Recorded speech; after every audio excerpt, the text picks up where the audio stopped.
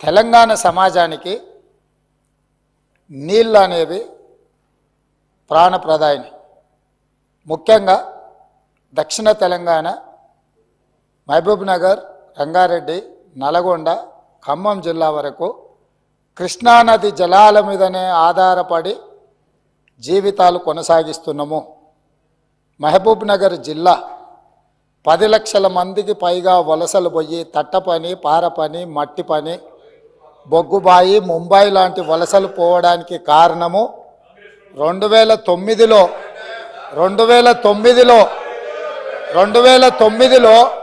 ఒక వ్యక్తి కరీంనగర్ జిల్లా ప్రజలు తరుముతే అక్కడి నుంచి పారిపోయి పాలమూరు జిల్లాకు వలస వస్తే అయ్యో పాపం వలస వచ్చిండని చెప్పి ఆదరించి ఎంపీగా గెలిపిస్తే పోయి అదే పత్తాటు పోయిండు.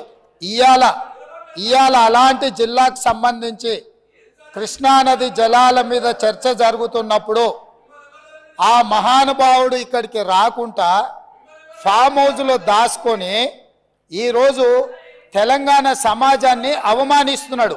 ఇంతకంటే కీలకమైన అంశం ఈ తెలంగాణ సమాజంలో ఏమైనా ఉందా అధ్యక్ష? మీరు చెప్పండి. మీరు కూడా వికారాబాద్ జిల్లా కరువు ప్రాంతం నుంచి వచ్చిండ్రు కదా.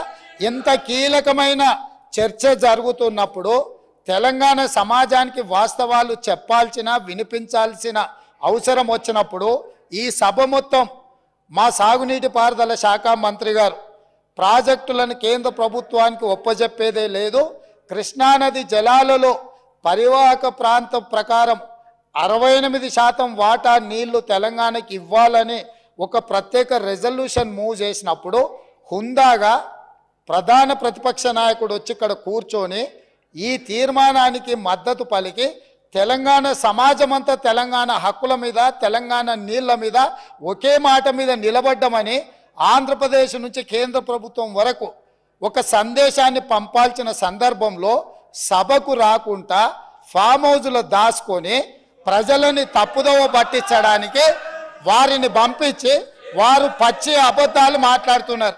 ఏది ఏమైనా మొన్న నేను చూసినప్పుడు ఆ కుర్చీ ఖాళీగా ఉండి ఈరోజు ఆ కుర్చీలో పెద్దలు రామారావు గారు కూర్చున్నారు. వారికి ఆ బాధ్యత ఇస్తానన్న వారన్నా నెరవేరుస్తారు.